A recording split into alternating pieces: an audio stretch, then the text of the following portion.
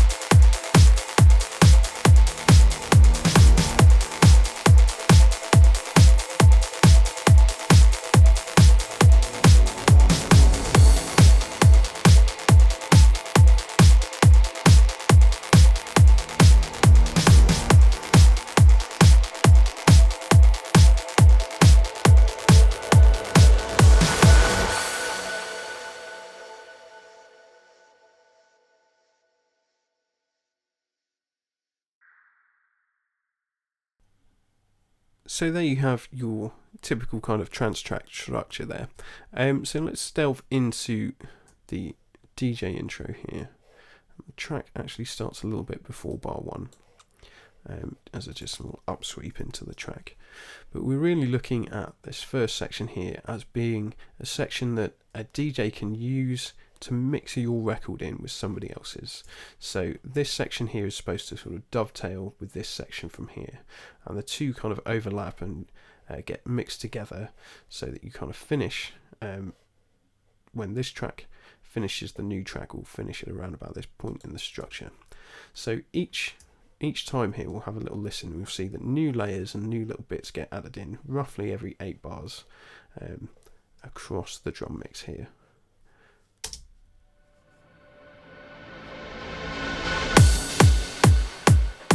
So there with the saw stabs we have our first little disguised melodic element as well. With some noise sweeps and sound effects.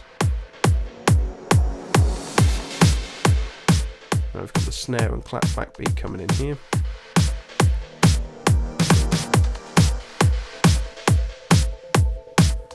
Some sort of percussive sound effects there as well. Got the hi-hat pattern coming in here.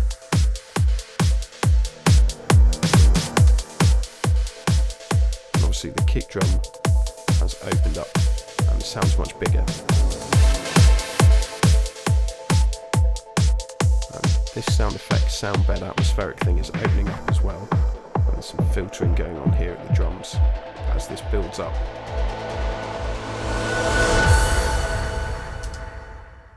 So all of those sound effects in here, we'll just isolate a few of them together and listen to them.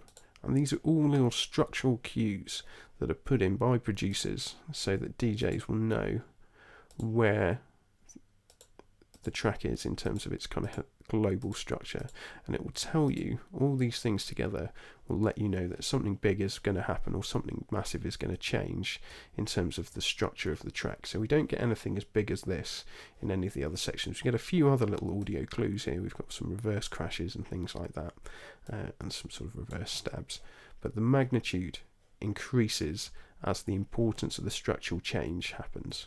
So let's just have a little listen to these in isolation.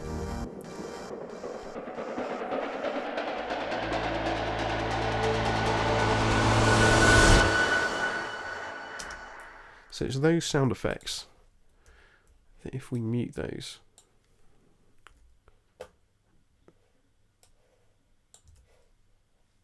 will make the track feel very, very different.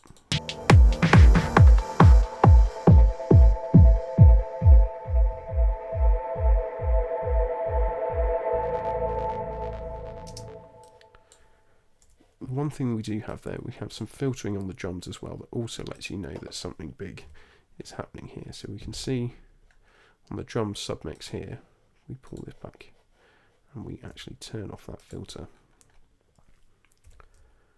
and listen to that without the sound effects again.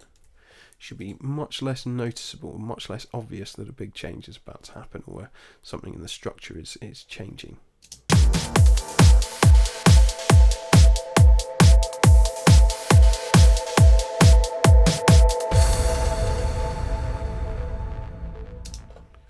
And we have these big kind of hall reverb kicks and cymbals and stuff there that obviously help smooth over that transition.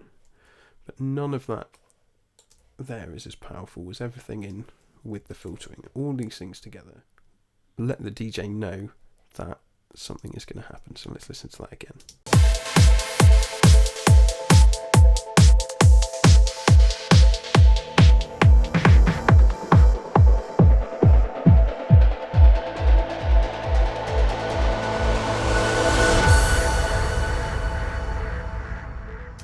So that's much more powerful and convincing in there. Now in this section here we've got the bass line, some of the saw stab chords or some of the main chords in here, a little guitar line. It's a melody synth, but it's based on the guitar part from the original, and a piano part as well, just eking out and just morphing across to let us know and give us a little bit of a clue as to what's to come later on in the track and later on in the music. So if you know this piece of music well, just by listening to some of these little fragments being disguised and morphed, you'll be able to tell that this is going to be a remix of the track Inception by Hans Zimmer.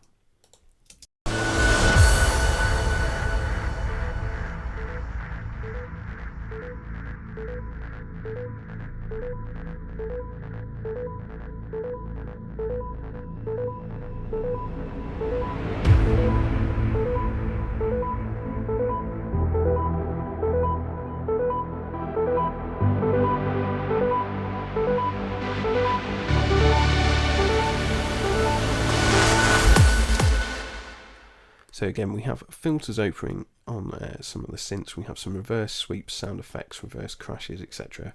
all leading up as that section kind of musically climaxes and goes into the bass line entry. Now sometimes, with some producers, you would actually skip this section altogether, and it would work structurally pretty much just as well if you don't have that mini breakdown in and you go from here and skip that part. This really is quite an optional thing in trance. Not every production kind of has it. Some of it goes just straight from the DJ intro into the bassline entry, and let's have a little listen at how that might sound as well.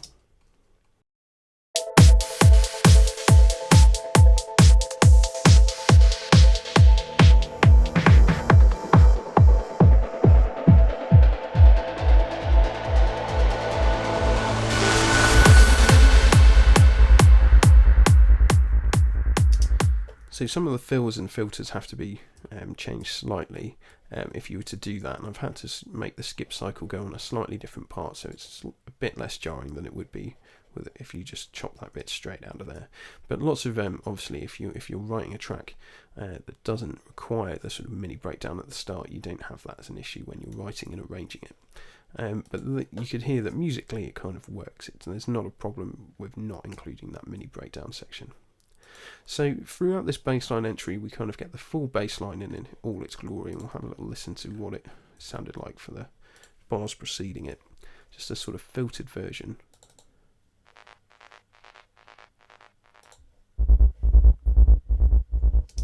So a couple of filters in action there to change the timbre of that over time. So now we've got this in as a full entry, and over the course of this we start to bring back elements into the track and start to sort of reveal some of the more melodic elements, some of the main lines here as we go through this section, the bassline entry and the sort of melodic motif entry leading into the main breakdown.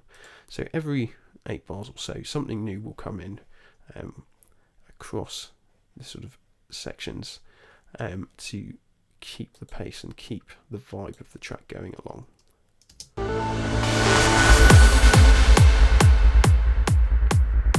First proper saw stabs in here. Some of that sound effects percussion.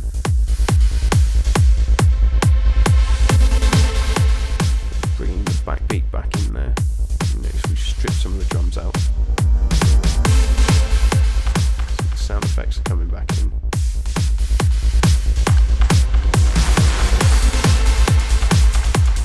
Bring in some new percussion. Start to kind of fully reveal the riffs and the patterns as well.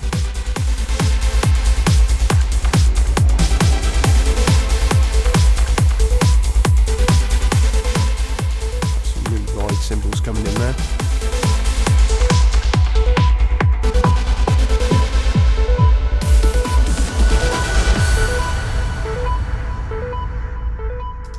And we have a nice sort of breakbeat fill here and some nice big drums to lead us in there. We've also got this guitar line, this little sort of melodic arpeggio type pattern continuing through there, and this helps with the transition as well. But the main thing that will help really is the filtering of the drum submix and those sound effects that really lead into breakdowns very nicely in a similar way that we had them at the end of the DJ intro just there. So now let's have a little listen to the main breakdown, and this is something that is sort of the second most important part of the entire track. Only sort of superseded in terms of importance against the drop.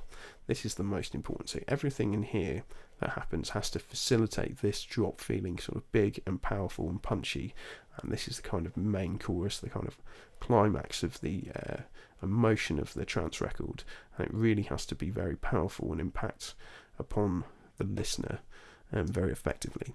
And because of this, the breakdown can be as long as short as it needs to be, and that's the key element there. It doesn't have to sort of fit with other DJ conventions of the 8-bar rule, 16-bar rule, 32-bar sort of structure.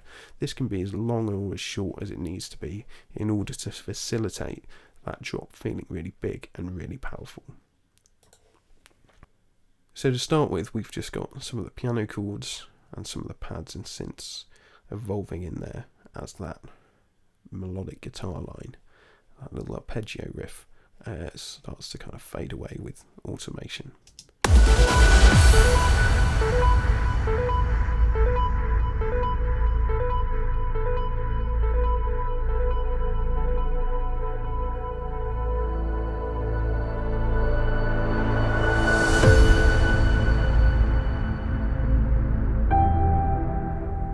And just here, we're starting to reveal the real nature of the track and that very famous piano riff from Inception.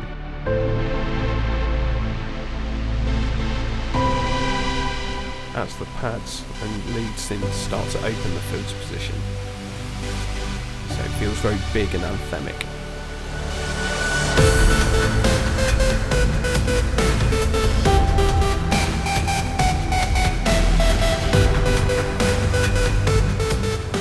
We have the lead synth entering there over a half-time backbeat. Some of those synth stabs building up again.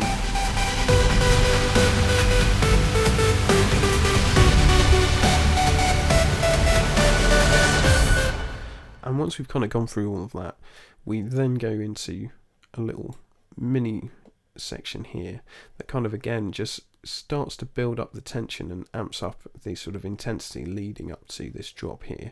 So we've kind of put our cards on the table in terms of the musical motifs, etc. And this is what is going to take up the majority of this drop. These are the kind of main thematic elements that come in. A couple of additional things further along the line, but this is really the kind of core hook of the track here. And in order to kind of successfully build up the anticipation again, we break it down and have a sort of less full version of it here. I'll just solo the lead here just to show you and play from a few bars before, and you can kind of hear how it just rhythmically builds up. It's just looping little sections of the riff closer and closer together as that builds up to kind of build that rhythmical tension.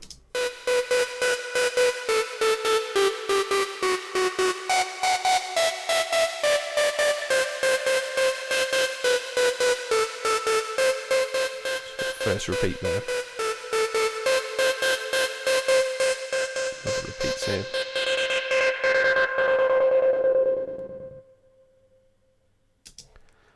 And that happens with the pad sustaining underneath and the saws doing something similar as well. So we'll just have a listen to that.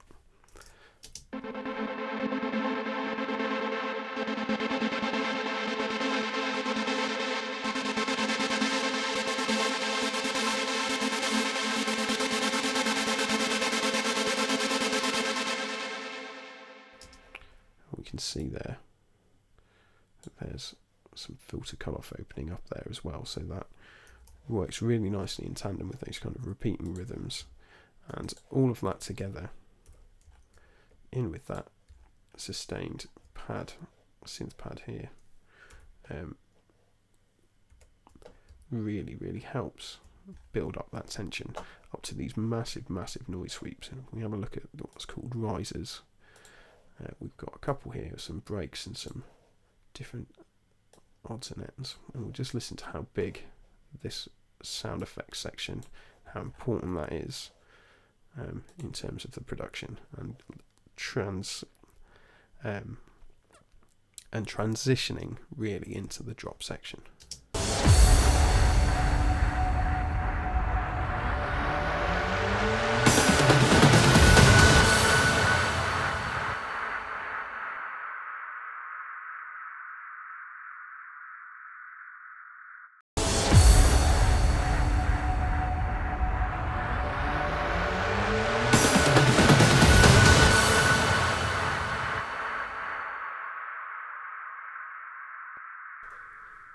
So we can really hear there that it's a very, very big section, and that is really going to lead and work very nicely going into the drop. So we're just going to play that from this little build up into this sort of faked drop.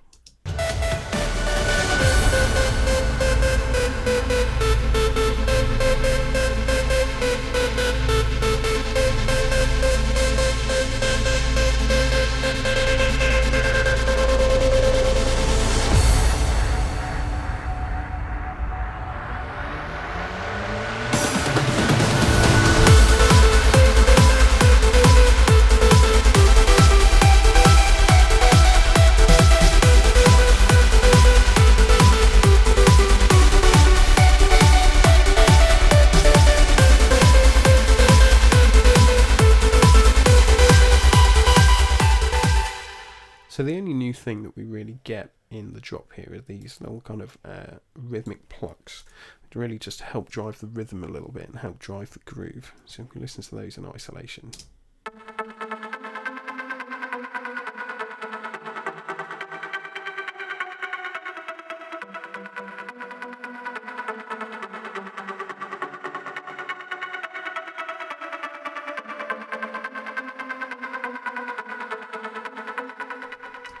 So they're kind of quite messy with all that delay and echo on there. But that's the only new section that's added in that wasn't actually in either the main breakdown or preceding it as well, with some of the elements like that guitar line, the bass line, etc. But obviously the bass line will actually change at this section, so that it will follow the chord progression here, whereas it just sticks statically on that first note at the beginning. So all these kind of things combine to really create that emotional climax in a trance record. In this particular version, that bass line thing isn't necessarily indicative of all types of trance, just in this particular example, whereas the rest of these sort of conventions are quite global to trance.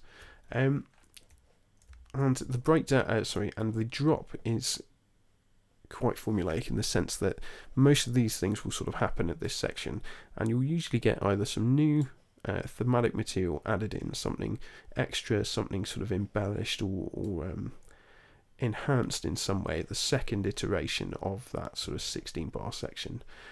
But in this case what we've had is we've just got a few little things added in as well. We've brought back in the piano sound there, and also another particular guitar line or emulation of a sort of distorted synth type part here, to kind of copy something that was in the original track. But this is quite common in trance, that you'll have new elements or new embellishments in that second playthrough of the drop.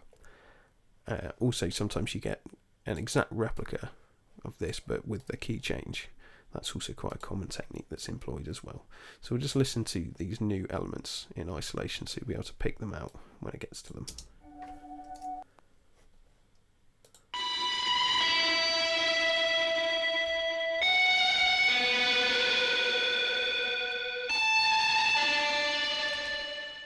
We'll be familiar with the piano as well.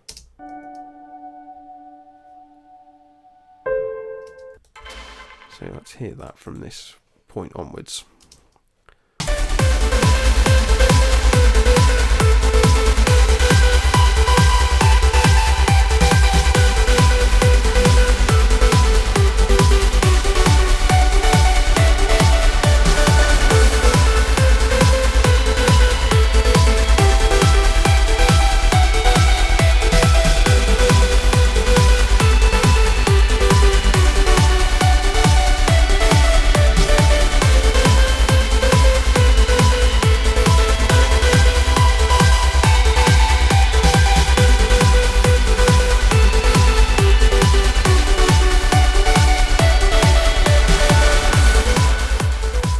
And now we kind of head into the drop outro. Now this is usually will then start to be really the beginning of the end of the track. The things will start to wind down from here, and it's usually to give the kind of clubbers a bit of a rest from the kind of excitement and get ready to build back up to another drop. So they have a lot of the same elements, all the same kind of drum patterns and bass lines and stuff are in there, but some of the main things have been taken out, and some of the chord or kind of rhythmic chord stabs here have changed slightly as well. So let's have a little playback from this 2 bars into the next one.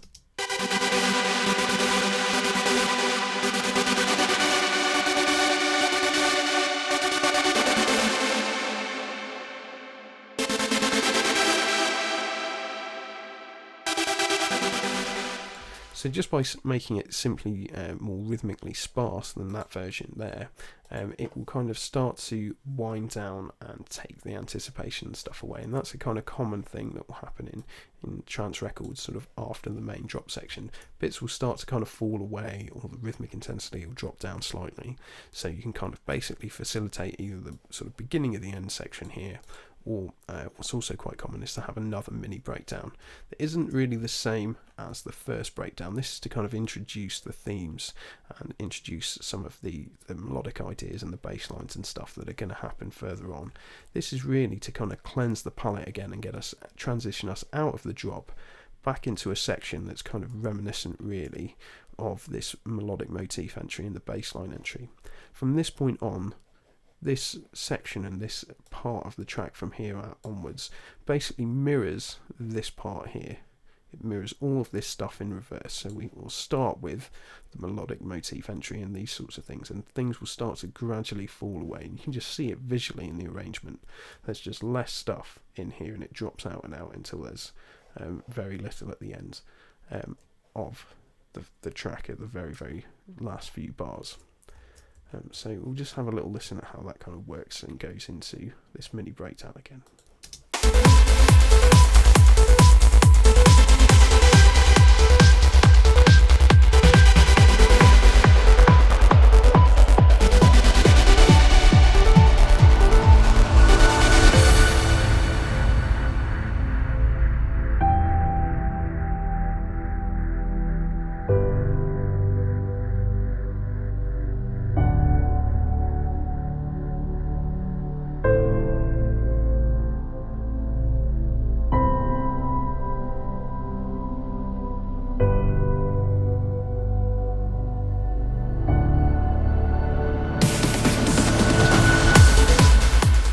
So in that section there, you can kind of make it very sort of atmospheric and ethereal, but use your sort of noise sweeps and your filters and sound effects and special effects and drum fills to let the DJ know that something is coming in here, so they can start to worry about queuing the next record and getting the next record ready to mix out of your one, which is very important for the kind of structure of a trance record. So this section here is really the beginning of the end. We're going to start to filter out stuff, get rid of some things in here, and basically sort of start winding down the track so that from this point onwards we can start to possibly hear, or the DJ will either cue at this point or possibly cue somewhere along the line, so you can start mixing in the new elements from this point onwards. So you wouldn't really start to hear the new track in this section here. It would really only start to come into the mix on the DJ at this sort of section. So we'll just have a little listen at how the elements kind of drop out and get filtered out over this period.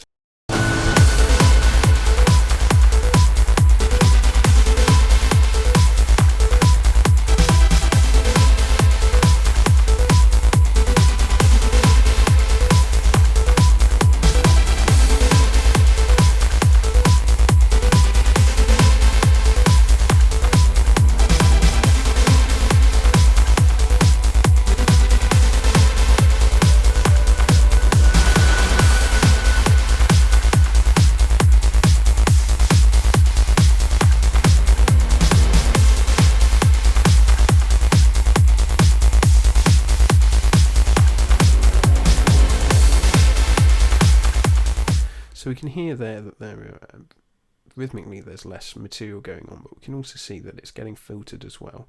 So it's starting to sound thinner and more distant in the mix there as well. And the same with that kind of melodic arpeggio. We are starting to filter out some of the high frequencies with that bit here, and we're also turning up the reverb mix from 0 on one of the effects processors up to pretty much fully wet, so you're starting to get this big ambient wash as it kind of fades into the background, and that sort of continues throughout this section here as some of the other elements come back in actually, but the track starts to thin out in texture, and the bass line basically does something very similar at this point as well.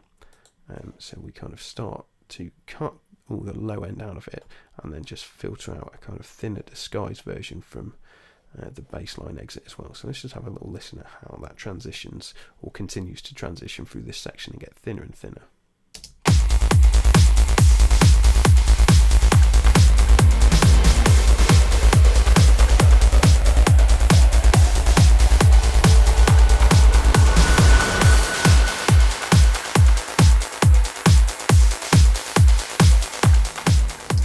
So we can hear there how thin that bass line gets.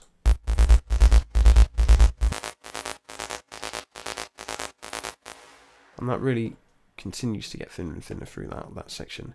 But we bring in back this kind of atmospheric sound bed sample as well, to kind of make up for losing so many elements of the track here. And these kind of higher frequency elements are easier to keep in, because any bass lines or melodic material that are going to start to come in on the DJ's next record aren't going to be as intense as the sort of main entry or the things that came before in sort of this section here, or in that section, or indeed the drop. It's going to be much more minimal. Stuff starts to build up as these things drop out. So you can see, or you can visualize how this will dovetail quite nicely for a DJ if you stick to these sorts of principles of sort of 16 bar sections, 32 bar sections, bringing stuff into the arrangement every 8 bars, every 16 bars, those sorts of things, and doing it in a kind of disguised manner, even over that's such lengths as 32 bars or 16 or whatever. This kind of morphing and this use of automation and something to change the timbres from their kind of disguised version to their full version is a very, very powerful tool that is used a lot by professional trance artists.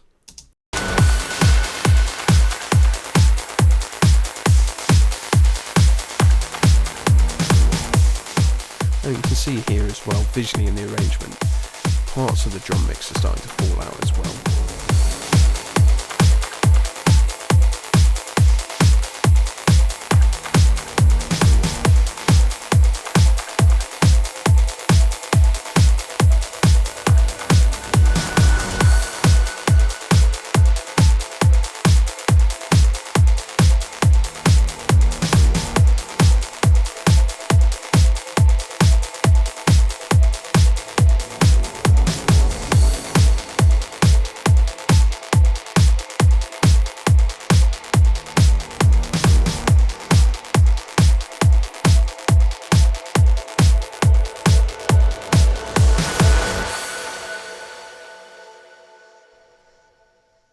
And as we noticed there's some noise sweeps, etc. And there'd probably usually be a few more than that, and this kind of ambient reverb sound would wash out and would help smooth over the transition for the DJ as well, as they were trying to mix stuff in and out. But one thing a keen observer will also notice is the fact that even at the very end here, there is kind of more stuff happening, and the sound is generally quite fuller, or is more full rather, than at the very, very beginning.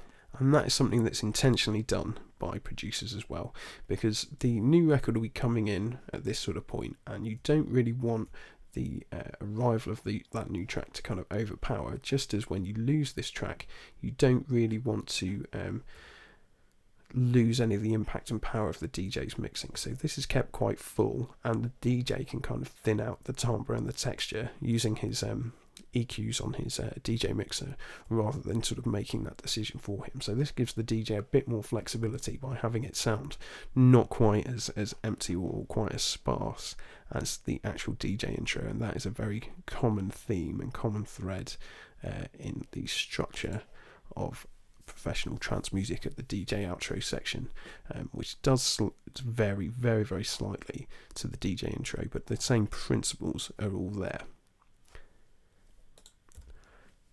So there you have it. There is your kind of traditional kind of trance structure with a few sort of optional elements like the MIDI breakdowns. I don't think I actually skip cycled this part here, but if we have a listen to the kind of drop outro here and this sort of beginning of the end section, you can see that again this is optional. This will work musically with this transition without having that MIDI breakdown, but this is a common technique that can all be used at the sort of producer's discretion, really.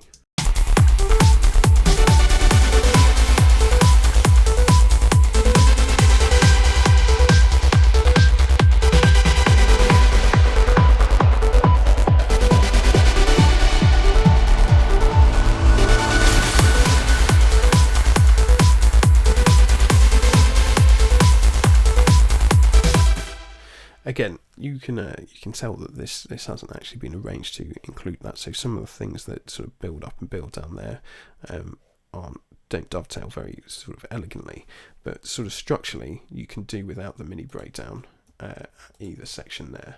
You wouldn't necessarily have to have them in, unlike some of the other kind of more rigid rules of the sort of beginning of the end, baseline, exit, DJ outro, DJ intro, etc., and the build-ups and the drop lengths and stuff as well.